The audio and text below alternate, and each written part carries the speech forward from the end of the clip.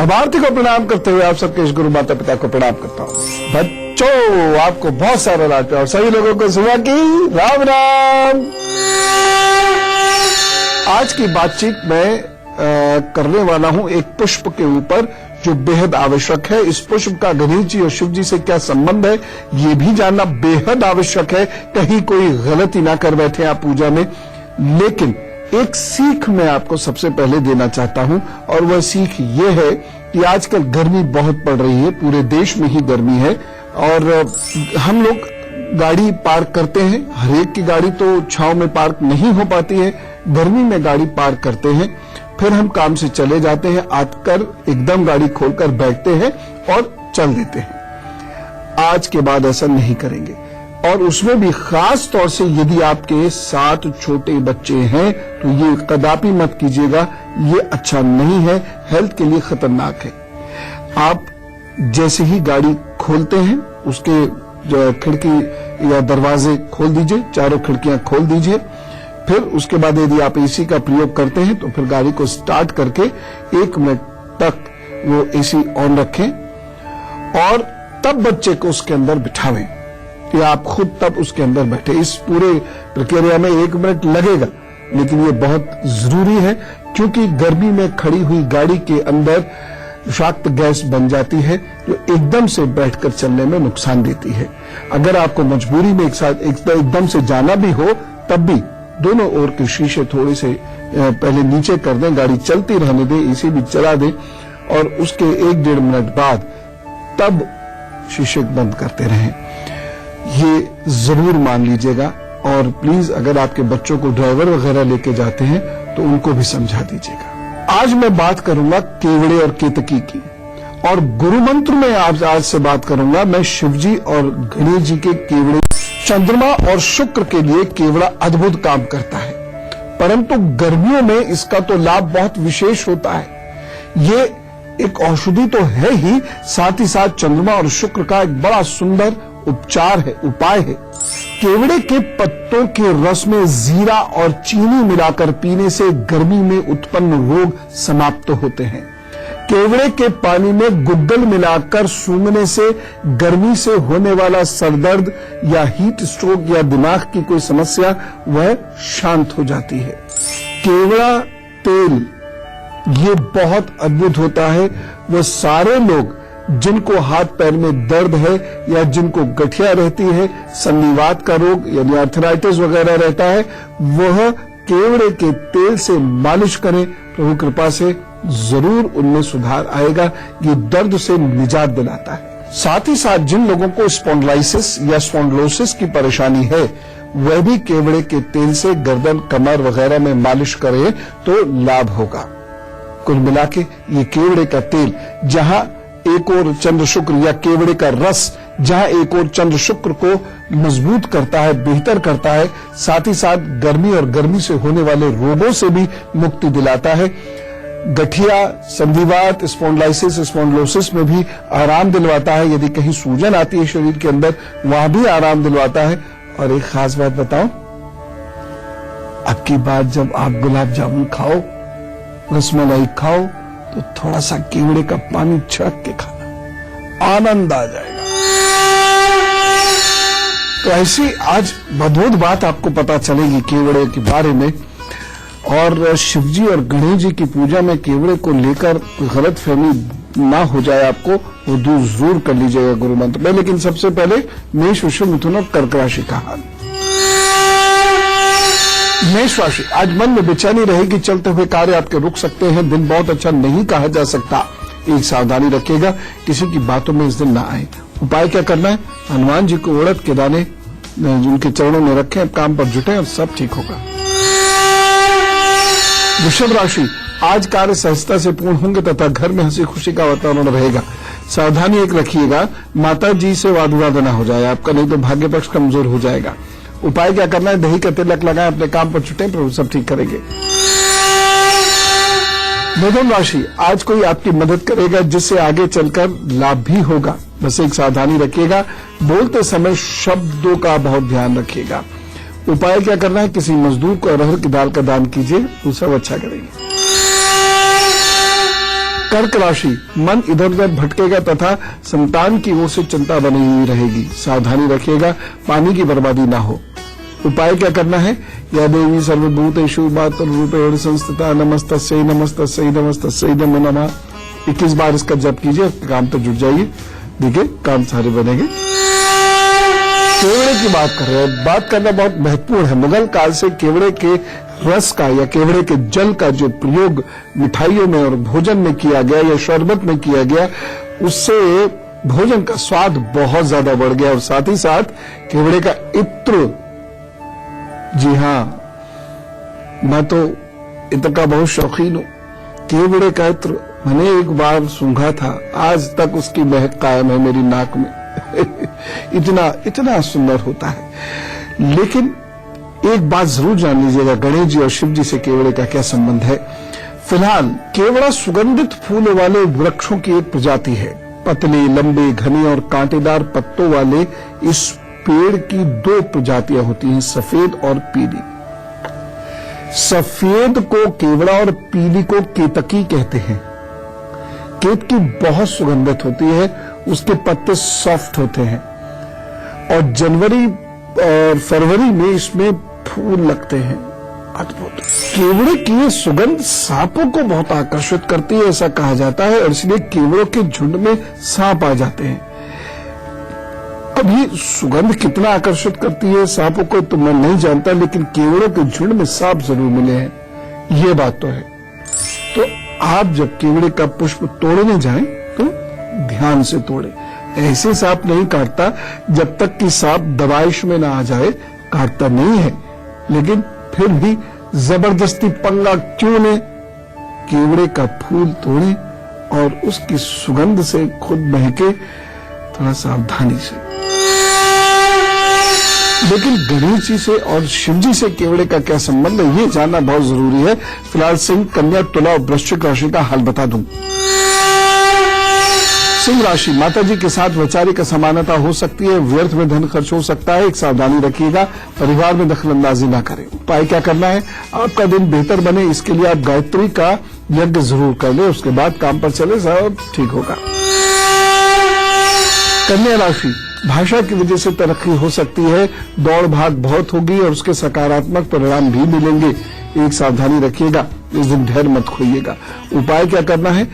कच्चे आम और हरी मिर्च का सदुपयोग करें, चटनी बना लें, खुद भी खाएं औरों को भी खिलाएं, अच्छा दिन गुजरेगा।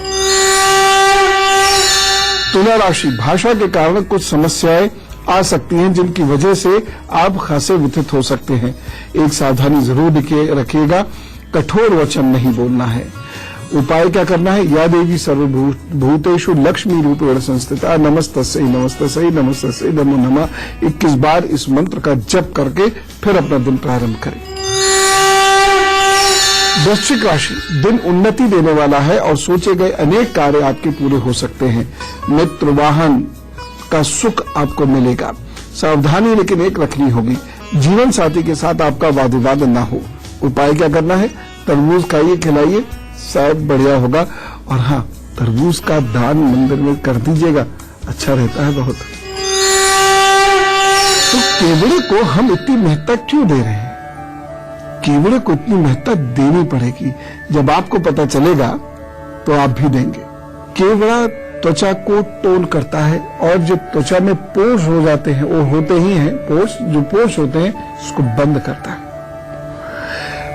केवड़ा चेहरे पर लगाने और सुखाने के बाद उसको जब हम साफ करते हैं तो वो गहराई से चेहरे की सफाई करता है, छिद्रों को बंद भी कर देता है, जिससे कि अंदर गंदगी नहीं आती, डेड स्किन को ठीक करता है। खाज, खुजली और त्वचा के रोगों में लगाने से इससे लाभ भी होता है। इसकी मनमोहक सुगंध मन को बड़ी शांति देती है।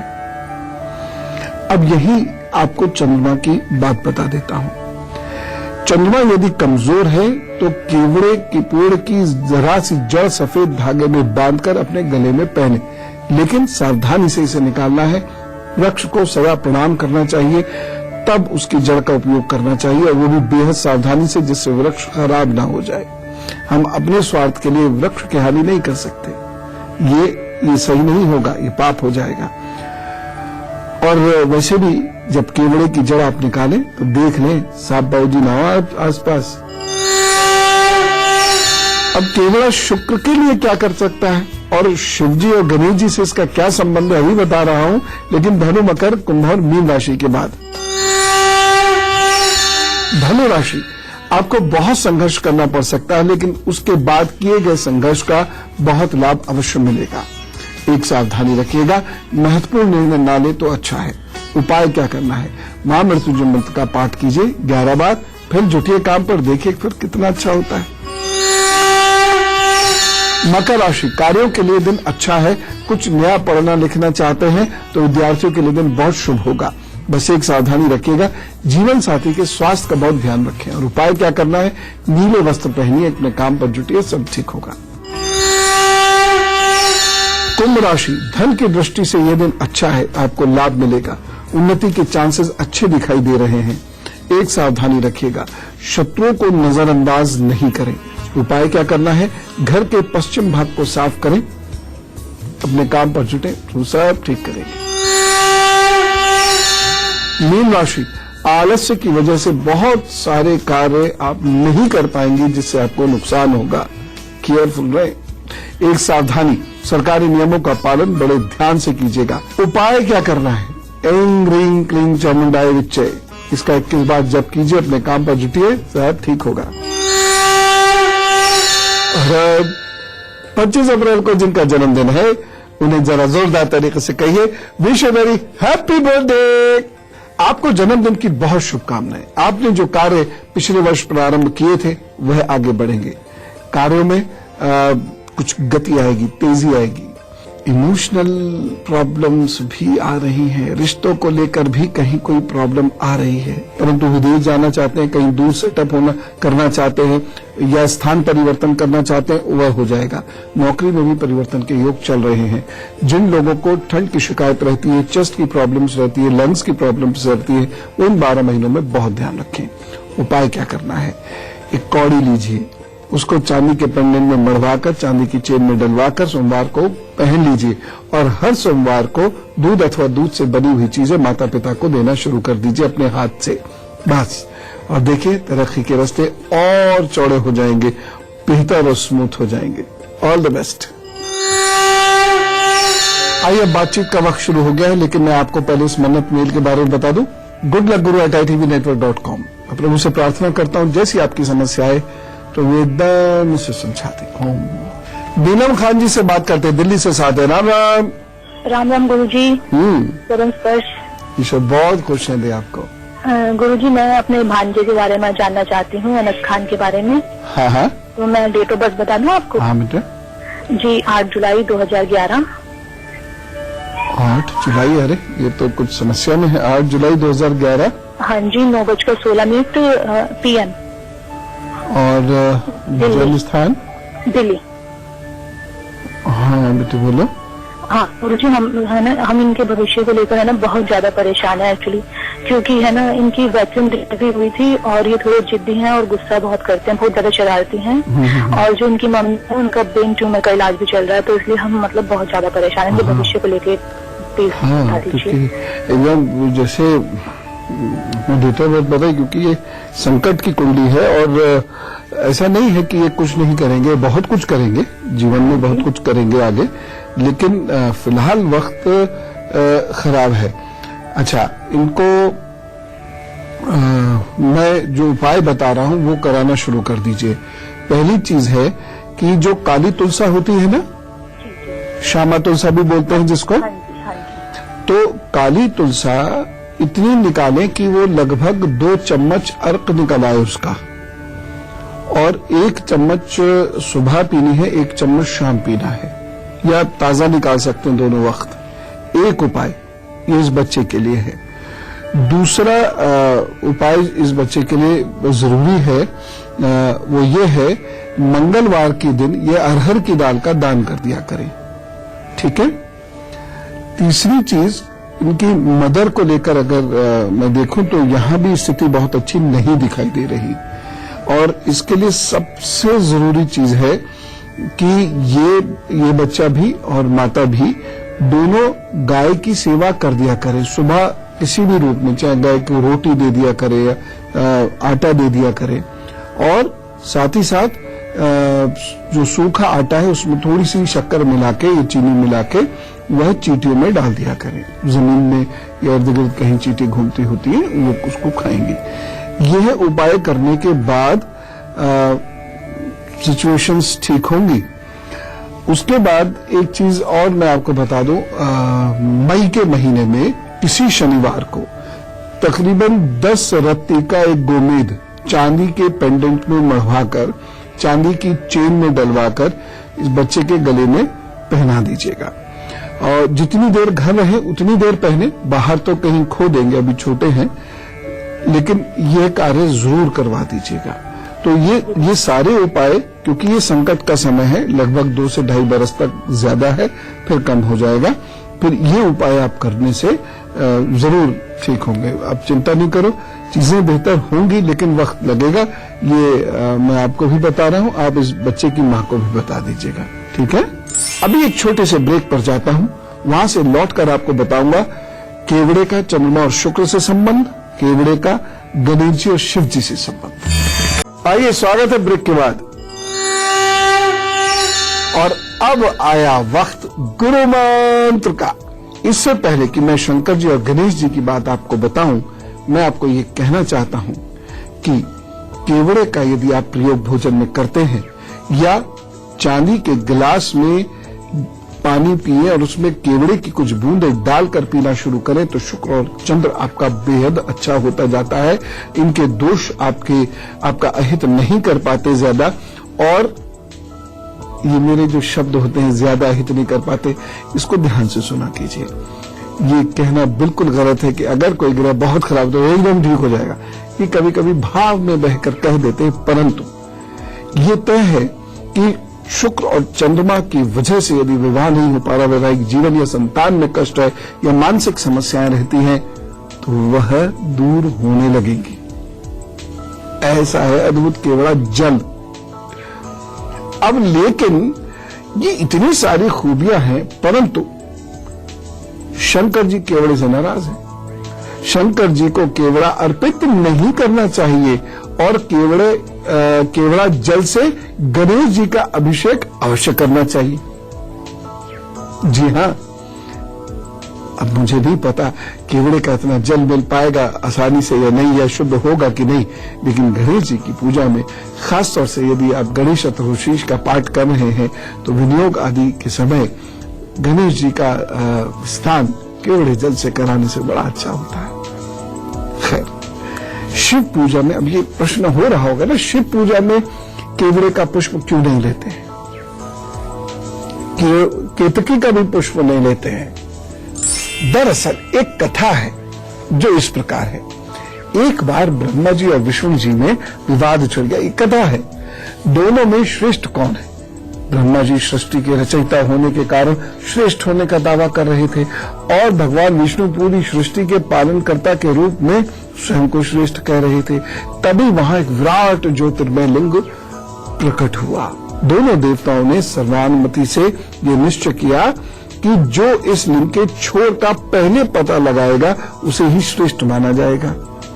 विपरीत दिशा में शिवलिंग का छोर ढूंढने निकले ब्रह्मा जी और ऊपर विष्णु जी, लेकिन छोर नहीं मिला। विष्णु जी लौट आए, ब्रह्मा जी भी सफल नहीं हुए, वो भी लौट आए, परंतु उन्होंने आकर विष्णु जी से कहा कि वे छोर तक पहुंच गए थे। और केतकी का फूल इस बात का साक्षी है कि उन्होंने इस ज्योतिर्लिंग के छोर का पता लगा लिया था। केतकी के पुष्प ने ब्रह्मा जी के इस झूठ में उनका साथ दिया। ब्रह्मा जी के असत्य कहने पर स्वयं भगवान शिव वहां प्रकट हुए और उन्होंने ब्रह्मा जी की आलोचना करी। झूठ मत बोलो ब्रह्मा जी। दोनों देवताओं ने तदुपरांत महादेव की स्तुति करी और शिव ने उन्हें क्षमा किया और बोले, मैं ही सृष्टि का कारण, उत्पत्ति करता और स्वामी हूं, मैंने ही तुम दोनों को उत्पन्न किया है। शिव ने केतकी पुष्प को झूठा साक्ष्य देने के लिए, यानी झूठी गवाही देने के लिए दंडित करते हुए कहा कि ये फूल मेरी पूजा में कभी उपयोग में नहीं आ सकता। इसीलिए शिव के पूजन में कभी केतकी के पुष्प को नहीं अर्पित किया जाता।